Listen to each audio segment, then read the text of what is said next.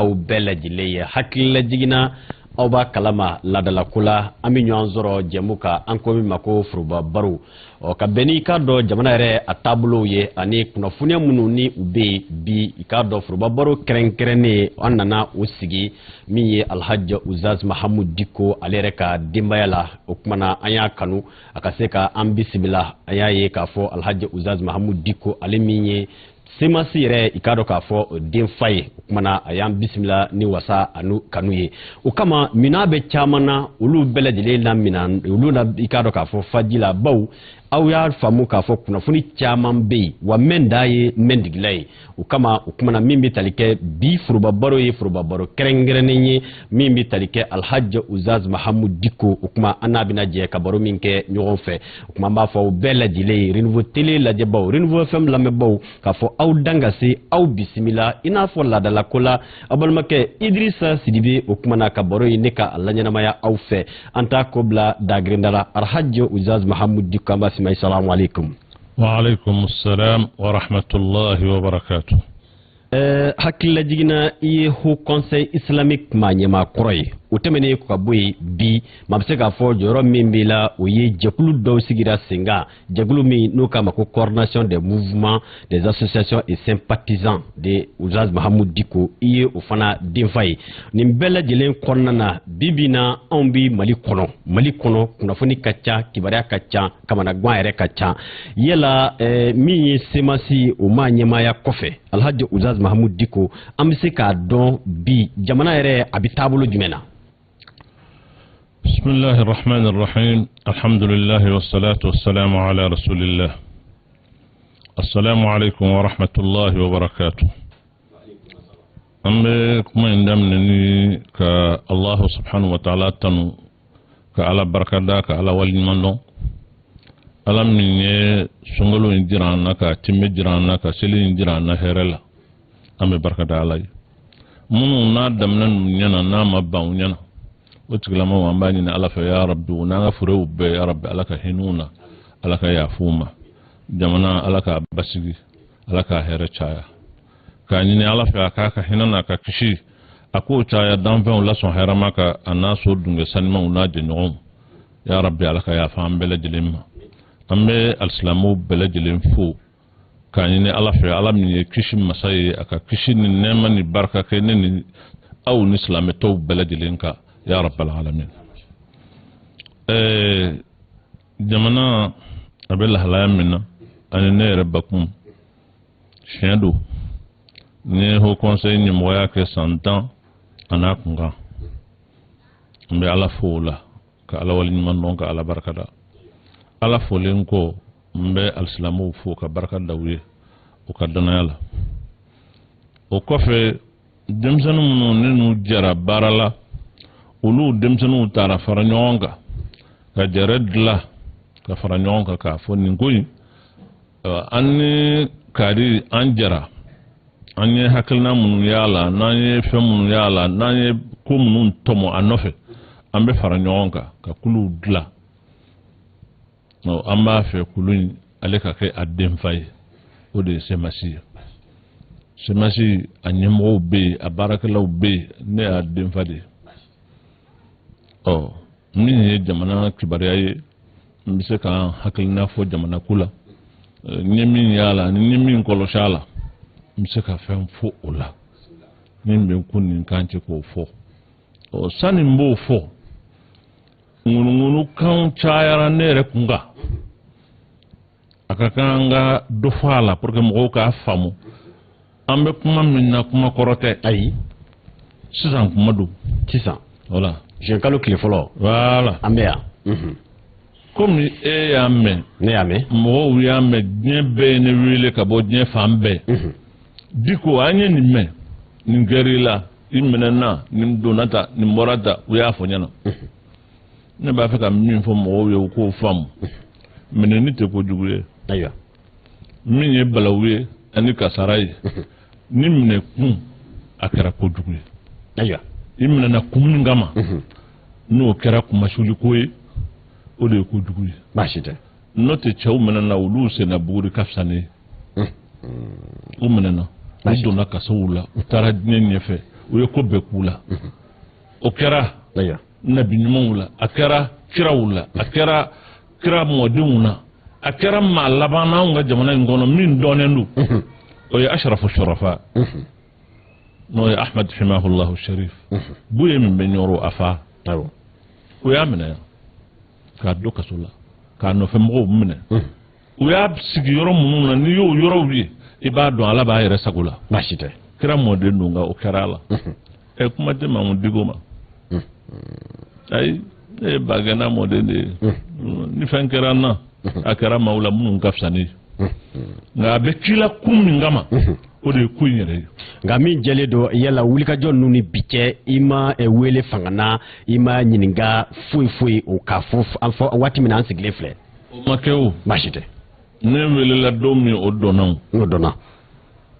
o ma kɛ fɛn dogolen ye o tɛmɛnen kɔ maa ma wele n ma se maa ma ko ma tɛmɛ ni maa cɛ baasi tɛ nka a ka ɲi n k'o fɔ mɔgɔw ye ka perepere latigɛ o k'a faamu fana ni hali minɛni n'o kɛra minɛni in tɛ kojugu ye i minɛna kun min kama i ye dɔ ka fɛn suɲɛ i ye kalabantiya kɛ dɔ la i donna dɔ ka so i ye nin kɛ tan i ye nin kɛ tan o de ye kumasuli ye nka i ka minɛ i minɛ kun ye i ka diinɛ n'i danbe n'i faso n'o kunkanko de don o ye kunkɔrɔtako de ye baasi tɛ o tɛ kumasuli ko ye n b'o fɔ mɔgɔw ye an ka hakili sigi ni ala sɔnna baasi tɛ n na baasi tɛ o faamuna ayiwa jamana kunkanko alhaji uzaz mahamud diko bi an b'a dɔn k'a fɔ mali bɛ gɛlɛya la a bɛ waati jan bɔ ka se fɔ bi ma nka yala bi na a bɛ se k'a fɔ gɛlɛya jumɛnw farala gɛlɛya wɛrɛw kan ni e n'i ka maa bɛ se k'a fɔ i ni maa minnu bɛ hakilina kelen na aw bɛ se k'a bolokɛ ni sinsin min kan wa aw ɲɛ b'a la k'a fɔ min tɛna se ka to nin cogo in na fɔ bayɛlɛma ka don a la. karamɔgɔ Sidibe n'an kumana ni ala ye jamana in bi i b'i bolo ɲɛsin yɔrɔ jumɛn na ko gɛlɛya t'a la e b'a daminɛ yɔrɔ jumɛn k'a fɔ ko yan de ka gɛlɛn yan man gɛlɛn o ye yɔrɔ jumɛn ye e tɛ jamana in yɔrɔ si la lakana ko la hakilisigi ko la basigi ko la sɔrɔ ko la kalan ko la jamana in fan tɛ yen bi i b'a fɔ ko nin de ka fisa baasi tɛ o kuma gɛlɛya kɔni ni fila tɛ gɛlɛya bɛ jamana in kɔnɔ bi baasi tɛ gɛlɛya min ko ala de ma ɲɛ an ma ayi o tɛ dɛ ja gɛlɛya tɛ anw fɛ yan k'a fɔ sanji de ma na sɛnɛfɛnw ma ɲɛ sɔrɔ tɛ anw fɛ yan o gɛlɛya t'anw fɛ yan o b'a fɔ k'a fɔ latigɛ gɛlɛyaw tɛ a dɔw la laɲini gɛlɛyaw b'a la wa mais anw yɛrɛ ka kow kɛcogo de don anw jɔnw anw jamanadenw cogo di ne ye alimami de ye ni n bɛ kuma n sinsin yɔrɔ n ka référence o ye kuranɛ ye siga t'a la ala y'o defo wa ma asabakum min musibatin fa bima kasabat aydikum wa ya'fu an kathir masiba o masiba n'a ye adamadenw sɔrɔ aw ka kɛwale don kɔlɔlɔ don baasi tɛ o kuma jamana in bɛ degun min na a bɛ tɔɔrɔ min na a bɛ n taa sidɔn min na ko wɛrɛ tɛ koyi a ma bɔ sanfɛ ka cun anw yɛrɛ ka kɛwalew de don c'est ça la vérité anw ka kɛwalew de don on se dérobe pas on s'assume adamaden i ye fɛn min kɛ hɔrɔnya la i k'i cɛ maa wɛrɛw nu don anw nu tɛ ayi anw nu don n'an nu don mun ka kan ka kɛ on doit s'assumer fura ye jumɛn ye voilà o de ye k'i assumer ye ka jɔn ko ala fo k'a dɔn ko dɔw kɛra an filila an ka segin an kɔ baasi tɛ k'a ko dilan ayiwa o segin kɔ an y'a ye sibiri tɛmɛnen min ye jɛkulu min ni i ye o denfa ye i da bɔra ka se a ma se ma se ka se maa bɛ se k'a fɔ min bɛ tali kɛ ŋwara dabaw ka fara ɲɔgɔn kan jɛkulu wɛrɛw u k'u ma ko FSD mali fana kɔnɔ an y'a ye k'a fɔ jakun tɛmɛnen jɛkulu kura dɔ sigira u k'u ma ko Espoir Mali kura ninnu bɛɛ lajɛlen farala ɲɔgɔn kan semasi yɛrɛ jabala la ne ka kunnafonidilaw wele k'a yira k'a fɔ mali bɛ danga min na bi olu ka laɲini tɛ dɔwɛrɛ ye u bɛna jama fara ɲɔgɔn kan dɔ kɛ kalo tile 5 juin kalo san 2020 o fana min filɛ laɲini ye mun ye o ye k'a ɲini jamana marabaa fɛ Alhaji Ibrahim Boubacar Keita IBK kaka wala sɛmɛ yala alhaji uzaz mahamud diko ni ɲɔgɔn ye min ni a kɛlen filɛ ani ni sigi min ni a bɛna kɛ hakilina taju ye jumɛn ye ani aw fɛ ani jɛkulu in bɛɛ lajɛlen sera ka ɲɔgɔn lasɔrɔ ani ka nin hakilina kelen sɔrɔ cogo di maaw ye ɲɔgɔn sɔrɔ ni hakilina u y'a fɔ u ka sigi la ne ma taa o sigi in kɛnɛ na n tun t'a kɛnɛ kan kuma min filɛ nin ye ka fɔ ne m'o bɔ n da kɔnɔ jamana ɲɛmaa ka wala sɛmɛ ne m'o kuma fɔ ayiwa ne m'o kuma fɔ ne ye min fɔ ani n bɛ min kan hali bi o ye jumɛn ye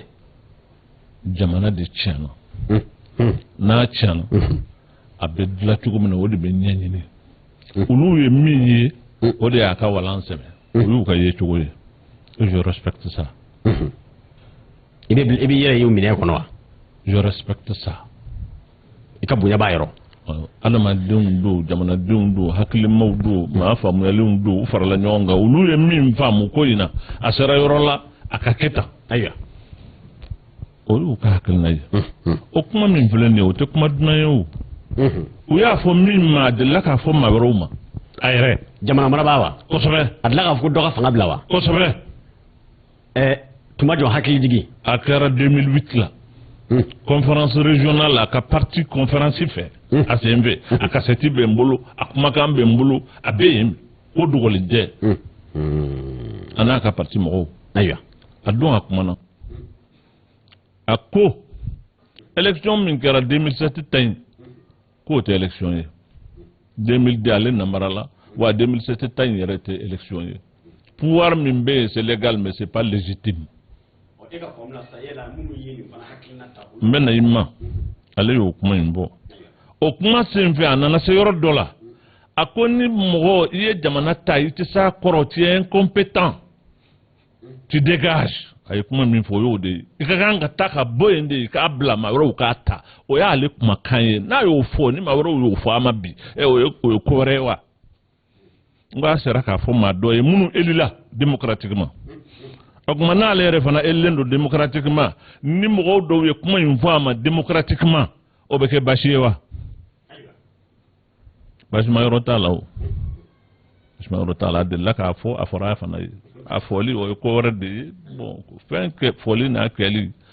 o ye ko wɛrɛ o ye fɛn wɛrɛ de ayiwa mais a bɛ maa kamana gan alhaji uzaz mahamud diko i y'a fɔ cogo min na i n'a fɔ anw ni an lajɛbaw ani maa caman bɛ yen minnu y'a ye k'a fɔ jamana marabaa ka fanga sinsinni n k'a fɔ a tali kana bila ɲɛmaaya la san 2018 o kumana ko démocratiquement k'a sigira sen kan nka ni a fɔra nin jama farankan in bɛɛ b'a dɔn e bɛ ko o ko la o ye koba ye wa jama bɔta fanga fana ka bon ka sin k'a fɔ nin cogo in na jama ka bɔ k'a fɔ jamana marabaa ka fanga walan sɛmɛ est-ce que nin ko tɛ kamana gan ye bi na ka ɲɛsin maliden caman ma min b'i yɛrɛ ɲininka mɛ ne m'a f'i ɲɛna n ko ale yɛrɛ min n'o kuma in bɛ fɔ a ma a delila k'o fɔ dɔw ma o kuma kamana gan yɔrɔ bɛ min kuma fana fɔli o bɛ se ka da jeni wa a fɔra de a kɛli n'a sabatili o ye ko wɛrɛ de ye nka o bɛ mɔgɔw bali u k'a fɔ wa u y'a fɔ o de y'u ka faamuya ye o de y'u ka ayiwa yecogo ye ko in na o ka fɔ o ma kan ka k'a damana ko wɛrɛ ye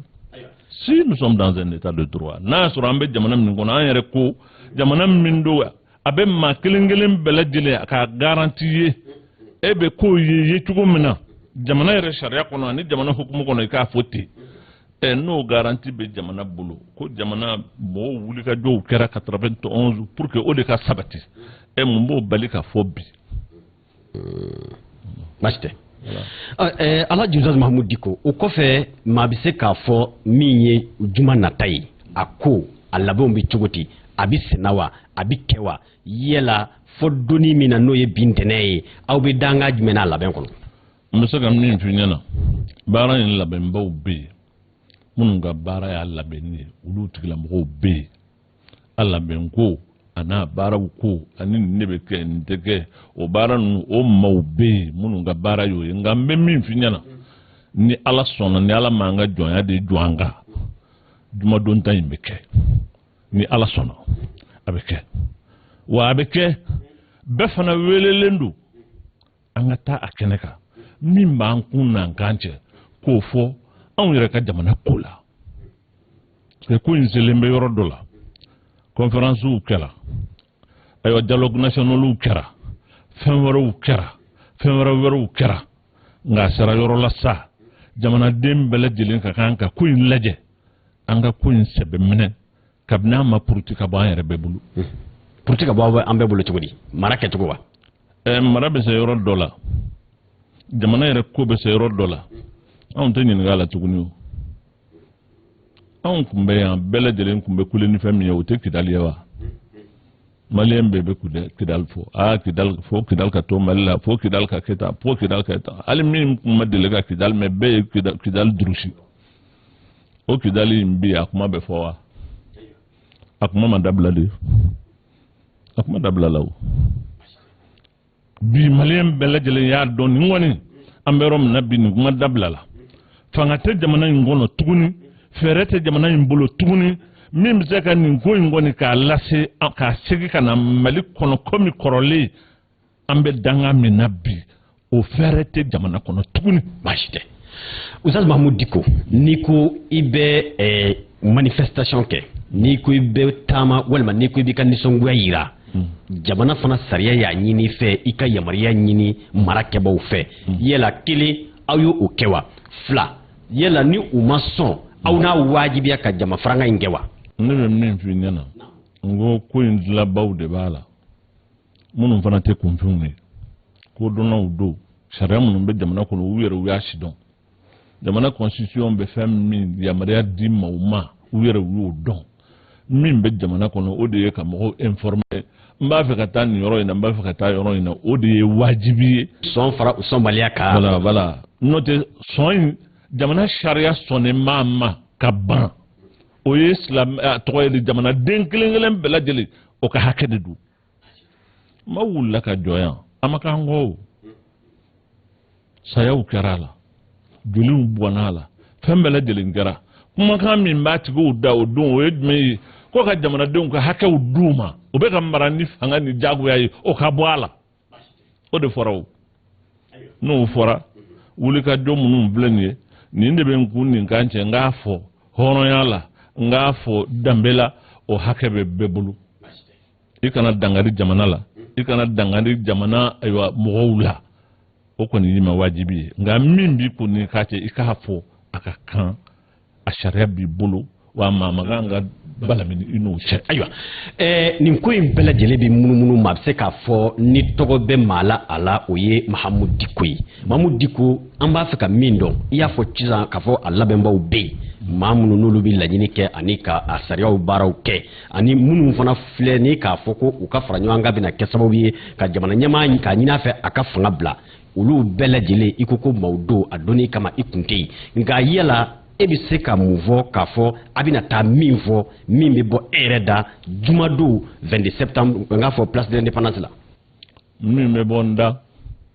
ni ala sɔnna ni sara kɛnɛ k'a tɛ k'i ma kunba ye ni ne y'o f'i ye ne bɛ mɔgɔw wele jumɛn na bilen ni ne y'o fɔ e ye bɛɛ y'a mɛn o tuma ne bɛ mɔgɔw wele u ka taa mun na ye o tuma min don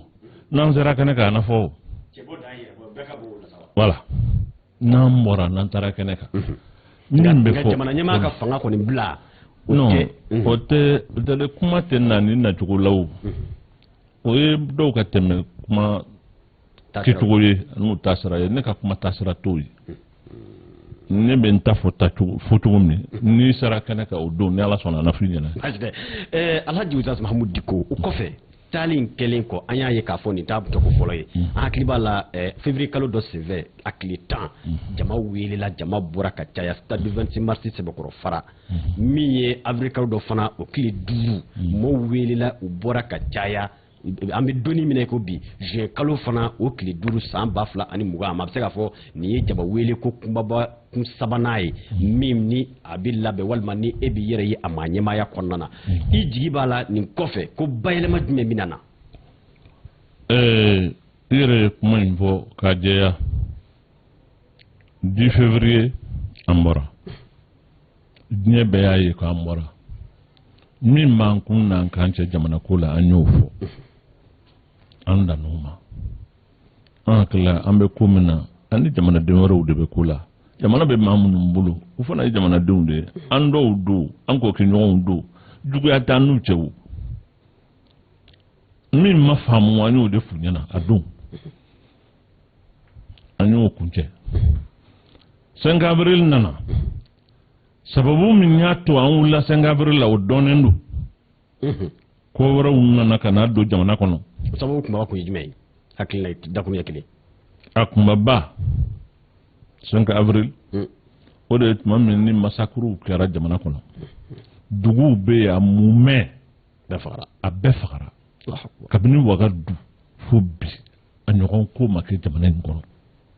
kɛlɛ kɔni bɛ kɛ nka a ka dugu mumɛ bɛɛ lajɛlen k'a fa k'a ban ka adamadenw kɔnɔw fara den minnu b'a kɔnɔ k'olu yɛrɛ fa o mu ɲɔgɔn ko ba deli ka y'anw ka jamana kɔnɔ maaw de wulila o la k'a fɔ ko an ka wuli k'a fɔ ko nin kɔnnen don anw fɛ yan an danbe tɛ an tabiya tɛ an ka nin to yen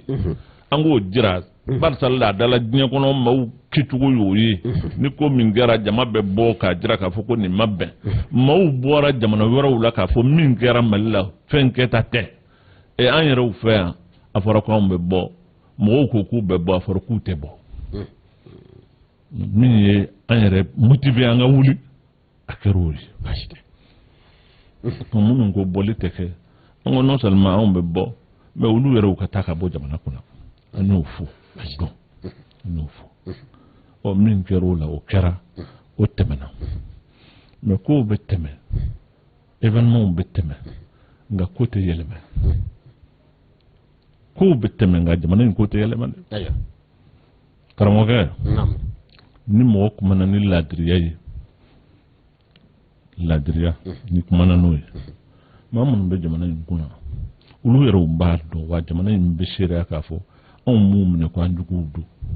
ni maaw farala ɲɔgɔn kan ka daw la ka bolo suw la anw b'o mɔgɔw cɛla fɔlɔ kosɛbɛ k'a jira k'a fɔ ko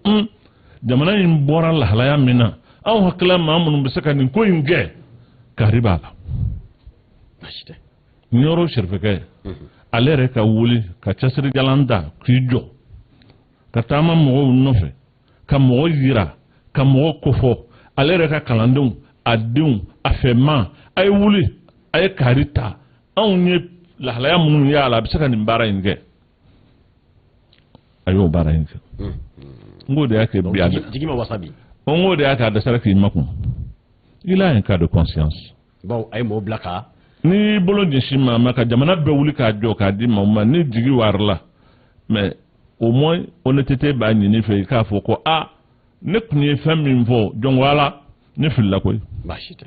kari masina min filɛ nin ye ne tun y'a jigi k'a bila yɔrɔ min nana sɔrɔ a tɛ yen Sherifekɛ b'o kuma de la o de y'a kɛ juma o juma a bɛ kuma juma o juma a bɛ kuma a bɛ kuma min b'a kun n'a kan cɛ k'a ka a dusukun libéré k'a hakili libéré et puis ka opinion ta seere la ka seereya ɲini ani jamanadenw cɛ ani ala fana cɛ ayiwa Alhaji Usman Mahamudu Diko an y'a fɔ sisan k'a fɔ n'i bɛ marche kɛ walima n'i bɛ événement kɛ i b'a ɲini fanga fɛ ni i y'a fɔ olu ta ye kunnafoni dili ye min ye e fana bɛ k'i référence mun kɛ ni o ye an karamɔgɔ Bu ye bi na est-ce que nin juma nata in n'ale y'a ɲini ko aw ka a ko sonsoro yala aw ka fɔta na jumɛn kɛ jumɛn ye ani kɛta na kɛ jumɛn ye e b'i bila ale place la k'a fɔ n'a y'a ɲini ale y'a f'i ye k'a b'o ɲini wa misali don jɔnni k'i ma ko k'a b'o ɲini ɲininkali don a ye min ɲini a y'a ɲini ni circonstance minnu ye n'olu circonstance tɛ yen a b'o ɲini mun na o jigi b'a la k'a fɔ aw bɛ to ɲɔgɔn fɛ wa an tɛ to ɲɔgɔn fɛ mun na mun b'an bali ka kɛ ɲɔgɔn fɛ an ma fɔ ɲɔgɔn kɔ fɛn na o nin baara ninnu an ka mɔgɔkɔrɔba de don an ka sherifu de don ni fɛn min kɛra a bɛ sara a la ni kɔnɔja min b'a bolo a b'o fɔ ni min fɔra an ɲɛna k'an to lahalaya min na n'an yɛrɛ ye jateminɛ kɛ k'a fɔ k'a ye min fɔ jɔn la a kunbɛn an b'o kɛ nous sommes des hommes sensés mais ka kuma bɛɛ ka taa sirifukɛ ka fɛn in ta o min kɛra siɲɛ kelen mɔgɔw b'o ta k'o balaminɛ an ɲɛ bon aw ko aw bɛ wele ni sirifukɛ ko k'a ka jɔ o kuma a b'a fɔ k'an ka jɔ ko mun kɛra pourquoi pour sauver qui voilà pourquoi Master o kɔfɛ n'i y'a jateminɛ i b'a ye maa minnu bɛ yen nɔ ni olu ko tuma dɔ la n'i y'a jateminɛ k'a fɔ waati o waati ni gouvernement bayɛlɛma bɛ na kɛ ko Mahamudu Dicko b'i ye i k'a dɔn k'a fɔ wulikajɔ kɛbaaw fɛ walima ka siga da a kan k'a fɔ e ka dɛmɛɲɔgɔnya bɛ ɲɛsin jamana marabaa dɔw ma e bɛ se ka mun jaabi di olu ma. ne bɛ min f'i ɲɛna ne ka wulikajɔ tɛ jamana marabaa ko ye. mɔgɔw bɛ maa min kuma fɔ ne b'o fɔ n da cɛmancɛ la maloya ko t'a la dogoli ko t'a la i b'a fɛ ka min fɔ a fɔ ɲɛna ne y'o f'u ɲɛna fɛn tɛ maa bolo i bɛ se ka min di ne ma ko b'a to n'i ye tiɲɛni ye n'i ye fɛn ye jamana in ka hɛrɛ t'a la ko n tɛ se k'o f'i ɲɛna min y'a bila ye o ye min kɛ ye ale m'o kɛ ne ye o ye i bɛ k'a ye ne n'o bɛ ɲɔgɔn fɛ bi ko tɛ o a ye n bonya n y'a fɔ diɲɛ bɛɛ ɲɛna a ye hɛrɛ caman kɛ ye n tɛ n cɛ o la a ka dɔrɔmɛ tɛ n kɔnɔ n t'o fɔ parce que ni n y'o fɔ o tɛ hɔrɔnya kan ye a ye fɛn wɛrɛ kɛ n ye o ye bonyeba ye o ma bɔ n kɔnɔ n y'a fɔ diɲɛ bɛɛ y'a mɛn 10 février mankan min kɛra 5 avril mankan min kɛra ne ko maaw ye a ye sabali le 22 janvier ne woloba fatura i bɛ k'a nana ne n'a jara k'an ba sutura a ko n nana n ma na ko n ye président ye n nana de ko n ye ayiwa n ba de don n ko kuma in ye kumaba ye o kuma ka ɲɛsin i bɛ k'a ma ni fɛn dɔ ye k'o k'a la ne tɛ se o la a ka gɛlɛn ma nka anw bɛ ko min na o ye jamana ye jamana ni tiɲɛ o bɛ ne ni i bɛ k'a ni mɔgɔ tɔ ninnu bɛɛ sanfɛ min ka kan ka fɔ laadiriya la kɔnɔnajaya la n'o fɔra n'a ma fɛn ɲɛ a bɛ fɔ kɛnɛ ka panpara ale de y'a fɔ ne m'a dɔn a da a y'i jɔ Bamakɔ misiriba in de la k'a bolo ɲɛsin Ala ma alimami bɛɛ bɛ yen a ko alimamiw n'a ye ko la an bɛ min kɛ n'a bɛnnen tɛ n'an m'a fɔ n t'a yafa aw ma ko a yafa anw ye alimamiw bi anw de b'a fɔ mɔgɔw ye k'u ka sara Ala ɲɛ ni nin fɔra aw ɲɛna o tigilamɔgɔw n'an ma se ka fɛn fɔ a ye o tuma a ye jumɛnw ye a ye jumɛnw ye min bɛ jamana in kɔnɔ bi laadiriya tɛ jamana in kɔnɔ tilennenya tɛ jamana in kɔnɔ kalan min ni adamaden b'a kɛ pour que hali nin kalanko in nin fɛn minnu daminɛna a fɔra ko don école karamɔgɔw k'u taara ka taa semasi la u wulila o yɔrɔ bɛɛ u bɛ sɛbɛnniw ni fɛnw na aw bɛ taa fara Dicko ka laɲini de ye a ka taa Kuluba a donna ta a bɔra ta kuma caman an bɛna nin ko in dilan sisan n'a bɛ se k'a dilan a ye taa dilan kɛ aw bɛ se ka mɔgɔw ta kalo 1 2 3 4 5 u sigilen bɛ denbayatigiw don o hakɛ ye min ye jamana kɔnɔ o tɛ d'u ma a tɛ d'u ma ka ban ka u ka hakɛ d'u ma a y'a mɛn bi mɔgɔw nana fɔ ne ye ko u ye nin fɔ réseaux sociaux la u ye nin fɔ n ko ni ele n'u bɛ se ka école karamɔgɔw ka wari d'u ma u k'a d'u ma hali ni école karamɔgɔw ma tɛmɛ anw ka yɔrɔ in na yan baasi t'a la olu ni min ka k'a kɛ k'u ye mais jamana min ni kalan t'a la yɔrɔw bɛ yen a fɔra ko jihadisiw y'o yɔrɔw minɛ o écoles bɛɛ datugu la a ka ca ni école 1000 ye olu ta ka k'o ye nka an bɛ yɔrɔ min na jihadisi de ye école minɛ yan ka dɛsɛ k'o écoles sara ka kalan k'o écoles la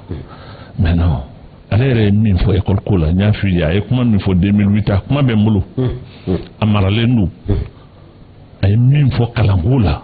maa min tɛ ko dɔn i tɛ se ka kalan dɔ ba la a y'o kuma minnu fɔ ale yɛrɛ tilela kalan ka kɛ tan n'o ma se ka fɔ ale ye kuma an bɛ taa min. ayiwa Alhaji Umaru Mahamudu Dicko an y'a ye nin ma se k'a fɔ a dagosi ka bon kosɛbɛ jama yɛrɛ n'i y'a jateminɛ jamanadenw tilan bɛ 2 ye bi jamanaden fanba dɔw bɛ olu futinɛlen don u dusu kasilen don baw gɛlɛya bɛ jamana kɔnɔna na dɔw ka ye la nin y'a kuma ye nin ye wuli waati ye dɔw fana ka ye la aw ye diinɛ ɲɛmaaw ye wa aw ye k'a dɔn k'a fɔ maaw ye minnu bɛ kuma ka mɛn ko aw ka kan ka sokɔnɔ kumaw kɛ wala ka sigikafɔw kɛ u ka fisa ni jama wulilen nin cogo na yala n'u maa filaw ka fɔli la minnu ko fɔ jamanadenw ka kan ka wuli bi ne ka u ka hakɛw k'o réclamer e bɛ se ka mun fɔ u ye ani minnu fana fɛ Ustaz Mahamudu Diko ye maa ba ye wa maa dɔ min ni ani jamana marabagaw kan ka sigi ka ko dɔw kan gɛlɛya minnu bɛ yen a ka o yira u la i ka jaabi bɛ kɛ jumɛn ye o la. ni jama bɛɛ lajɛlen bɛɛ b'i jɔ fɛ bɛɛ bɛ kuma ka da i ka faamucogo de kan. ayiwa minnu bɛ wulili la ne yɛrɛ b'o u fɛ wulili la minnu ko k'an ka wuli n ko ne yɛrɛ bɛ wulili in na parce que sigi kɛra siɲɛ caman koyi nafama b'o la. conférence d'entente nationale kɛra yan dialogue kɛra o don a fɛn o fɛn mana kɛ nin jamana in kɔnɔ. an bɛ sigi dialogue in kɔnɔ k'o tɛ ka labato. a bɛ min a labato cogo de ye nin ye wa. a bɛnkan dɔ tun tɛ ko kalataw ka kɛ u ma kɛ. kalataw min fɔra kalataw la o tɛ lagosi yɛrɛ bɛ tɛmɛ o kan wa min kɛra kalata in na yen o de ma tasuma yɛrɛ wuli jamana kɔnɔ wa. o y'a sabati k'a da kɛnɛ kan de k'a fɔ anw bɛ jamana min na ladiriya t'a la wa mɔgɔw mago tɛ ladiriya la o mago tɛ tilennenya la o mago bɛ fɛn min na min ka di n ye n k'o kɛ wa a bɛɛ k'i makun non n'a jamana sariyaw bɛ bato a bɛ kɛ tan wa ko min ka kan ka kɛ n'a bɛ k'a kɛcogo la a bɛ kɛ tan wa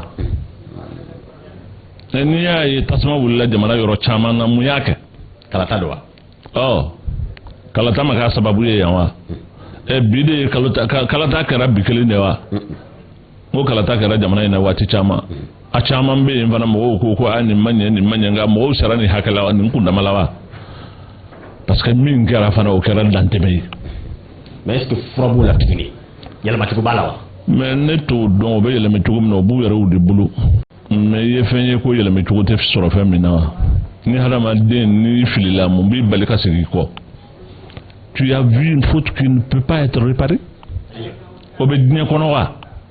nin kuma in ye diɲɛ wuli kumaw de don o n ye n yɛrɛ sago kɛ n tɛ bɔ a kan o ye ko de mais nin kɛra a tɛ se ka dilan o fɛn bɛ yen wa il n'y a pas de faute qu'on ne peut pas réparer c'est pas possible o tuma adamadenw de tɛ wa kunkolotigiw tɛ wa sariya minnu y'a baara ninnu kɛ yen n ko adamadenw de sigira k'a sariya sɛbɛn a ma bɔ sanfɛ ka tunun o bɛ se ka kɛ fɛn ye ko a tɛ se ka yɛlɛmɛ wa.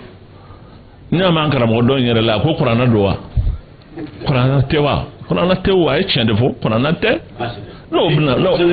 n'a bɛna tasuma de wuli jamana kɔnɔ mun na a tɛ lajɛ ni hakili ye sans remettre en cause l'institution mais réparer les fautes parce que a sabatira k'a fɔ ko nin fɛn ninnu a bɛ tan a bɛ tan a bɛ tan moi je dis tuma min ni ko ninnu kɛra mɔgɔw caman bolila ka na ne ma ne kuma ne tɛ se k'an da don cour constitutionnelle ko la vraiment moi je suis légaliste n'a ma ɲɛ ko a taara cour constitutionnelle y'a jaabi di anw bɛ mun fɔ o la vous voulez qu'on fasse quoi anw bɛ se k'o yɛlɛmɛ wa a se b'an ye wa a fanga b'an ye wa jamana sigi cogo la o se t'an ye a fanga t'an ye mais ni aw de hakilila k'aw tɔɲɔna vous avez le droit de protester mais anw tɛ se k'an da don a la o t'an ka ko ye. ayiwa Alhaji Ustaz Mahamudu Diko CEMAS FSD Espoir Mali Kura i y'a fɔ cogo min na maa hakilimaw de bɛ a kɔnɔ jamanadenw don olu ka laɲini an b'an sinsin a kan ko jamana marabaa ka walan sɛmɛ misali la bi n'olu ka laɲini kɛra sabatifɛn ye fura jumɛn bɛ sɔrɔ jamana maracogo la. e b'a fɛ ne k'o bɛɛ f'i ye o ni tabali in kan wa ne bɛ se k'o fɔ wa minnu y'a hakilina in fɔ nin kuma ka kan ka ɲɛsin olu de ma ne de bɛ nin k'o la wa. olu tɛ kuma ni e ka hakilina ye wa. mais o y'o f'i ye wa. ayiwa n'i ye CEMAS ta. CEMAS ye kulu kelen de ye kulu cɛ la bi kulu caman de farala ɲɔgɔn kan ka hakilina dɔ fɔ o bɛ se ka kɛ ne hakilina ye cogo di. mais en tant que i yɛrɛ dun ye jamana n k'a fɔ i ye maakɔrɔ jamana maabaw don maaw b'u la minnu kɛra minisiriw ye maa kalankɛlaw don maa faamuyalenw don n'olu ye nin fɛn in fɔ ni réponse ka kan ka k'o la ne tɛ se k'an sigi yan k'a fɔ ko ni nin kɛra nin de bɛ kɛ non je suis pas habitué à le dire et je ne suis pas compétent à pouvoir dire ça olu minnu y'a kuma in fɔ a réponse ka kan ka kɛ min ye olu b'a dɔn nin ɲininkali bɛ k'olu de la o tɛ kɛ ne la. ayiwa basi n'i y'a ta k'a jateminɛ i b'a ye k'a fɔ maa b'i bolongɛnden ɲɛsin fɛn caman ma bi jamana ko in na i n'a fɔ i yɛrɛ da sera a ma cogo min na n'o bɛ tali kɛ jamana yɛrɛ a lakanako jamana yɛrɛ a kalanko olu bɛɛ lajɛlen faralen ɲɔgɔn kan k'a fɔ jama bɔ ka bɛɛ ka bɔ ka caya o bɔ ka caya in kɔnɔna na est ce que a kɔlɔlɔndan fana tɛ jamana kan wa. bɔ ka caya joli kɛra yan bɔ ka caya an y'o daminɛ bi de wa. siɲɛ joli anw bɛ bɔ ka caya mun kɔlɔlɔ kɛra a la kɔlɔlɔ tɛ k'a la o ni mɔgɔ nana bɔ anw y'a fɔ mɔgɔw ye maa kana taa ni bere ye i kana taa ni gɔngɔrɔ ye i kana taa ni muru ye i kana taa ni bese ye o tɛ kɛlɛ tɛ o an ye jamanadenw ye jamana nin de bɛ ka k'a la jamana bɛ ka taa taabolo min kan anw ka ye cogo la fɛn ɲuman tɛ sini parce que fɛn in bɛ ka retraite de kɔrɔ ye jamana bɛ ka mɔsɔ a laban an bɛ taa an yɛrɛ sɔrɔ Bamakɔ dama de b'an bolo parce que n'i ye jamana kɛcogo ye crise sécuritaire o bɛ centre la o bɛ nord la mais sisan crise wɛrɛw nana qui sont des crises institutionnelles minnu bɛna don ko in na Sikaso y'i yɛrɛ sɔrɔ lahalaya dɔ la bɛɛ o ye crise wɛrɛ ye min ni dɔ in tɛ kelen ye nka a bɛ se ka wolo ko wɛrɛw la donc le pays est en train de se rétrécir. Il a suffi d'un incident pour que ce cas s'embrase. A bɛ ka don ɲɔgɔn na mɔgɔ b'a dɔn o la k'a fɔ ko in tɛ nin dama ye o y'a ye malaise généralisé adamadenw dusukun falen don ko dɔw la n'u ma kuma ɲɔgɔn fɛ u ma fɛn fɔ ɲɔgɔn ɲɛna ni ko in porokotora an bɛɛ bolo don dɔ la a bɛ kɛ fɛn ye Ala k'an kisi min ma fɛn dɔw ka fisa fɛn dɔw ye maaw ka kuma maa minnu bɛ jamana kɔnɔ dunanw tɛ o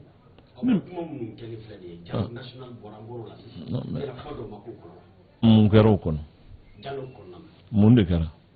aya jate y'a jira k'a fɔ maliden caman hali ni tulukulu dɔw m'u yɛrɛ y'a kɔnɔ k'olu bɛɛ bɔra ka kuma ka se a daminɛ ni a laban na a bɛ dayɛlɛ don min na n taara n sigi so u ye n wele ko nin ye jamana mɔgɔ dɔ ye min delila ka kɛ haut conseil président ye à ce titre u bɛ n wele ne ma ban ka taa n taara a daminɛ ni u y'a dayɛlɛ n taara a tɔ ne ma participer o la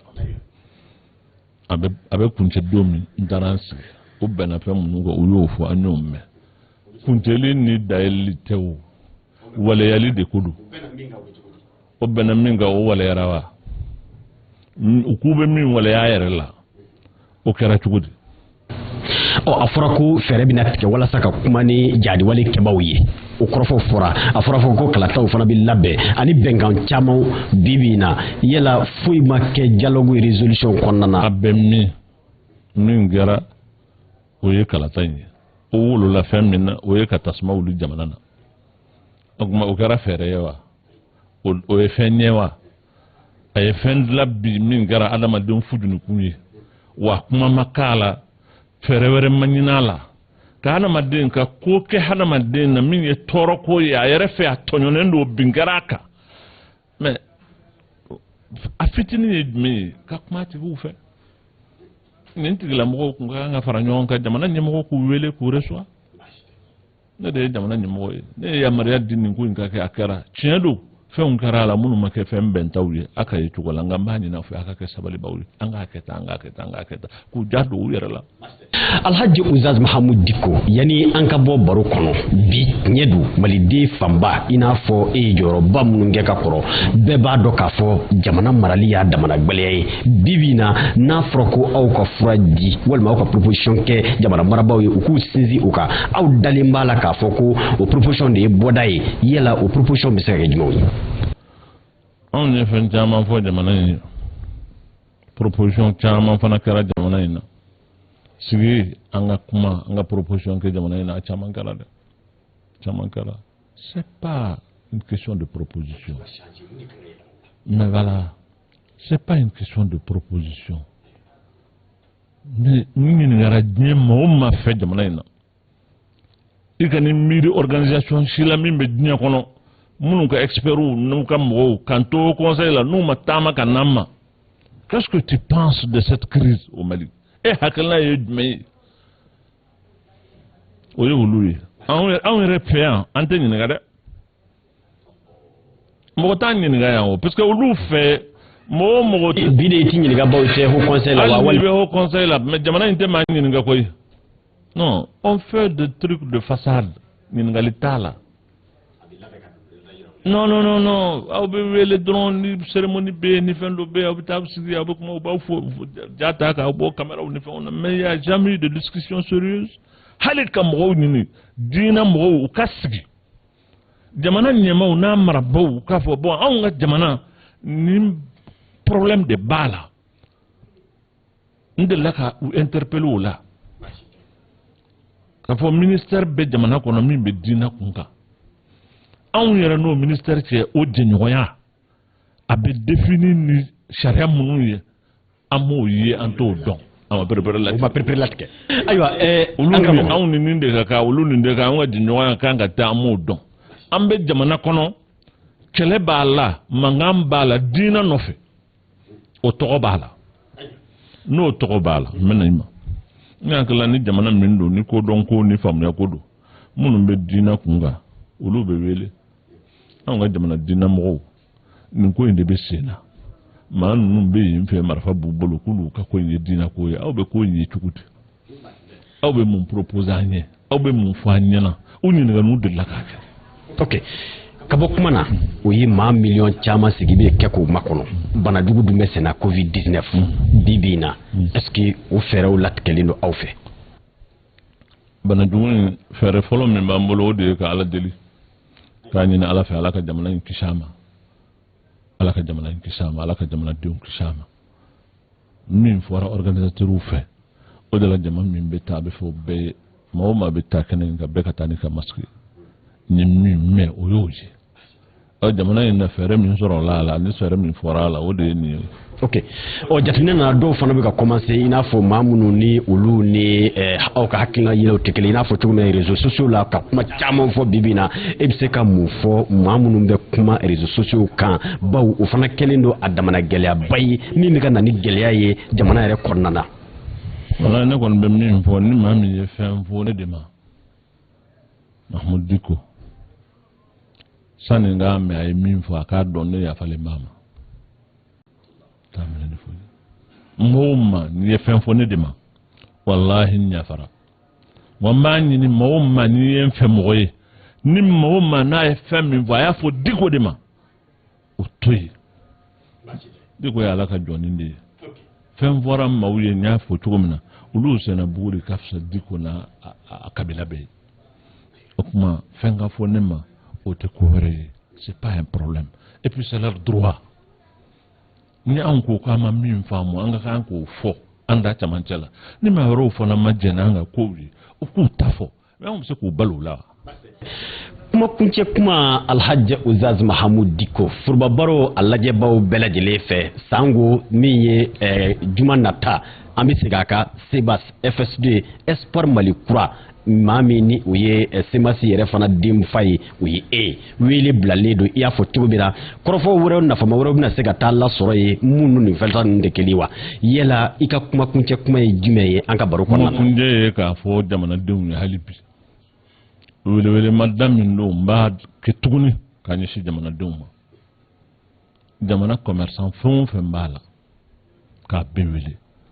sugu fɛn o fɛn bɛ Bamakɔ ani jamana kɔnɔ k'a bɛɛ wele nin don in a ka kɛ don ye min bɛ sɛbɛn jamana tariku la kosɛbɛ a bɛ sɛbɛn jamana tariku la o tɛ dɔwɛrɛ ye koyi anw tɛ taa jele ta an tɛ bere ta an tɛ marifa ta an tɛ fɛn wɛrɛ ta nka ŋaniya jira ni bɔcogo dɔ bɛ yen hali n'i ma kuma a bɛ sɛbɛn tariku la hali n'i ma kuma i ŋaniya ye min ye a bɛ dɔn jamanadenw u ka kuma ninnu ŋaniya ye an ka bɔ k'a jira adamadenw na k'a fɔ ko maliyɛnw ma an ma ban an ma sa an ma ban on n'est pas des gens soumis on n'est pas des gens résignés maa minnu ko wɛrɛ tɛ yen tuguni sisan kɔni bɛɛ dabali banna bɛɛ seko banna jamana kɔni a tiɲɛna a banna kuma yɛrɛ tɛ sɔrɔ tuguni non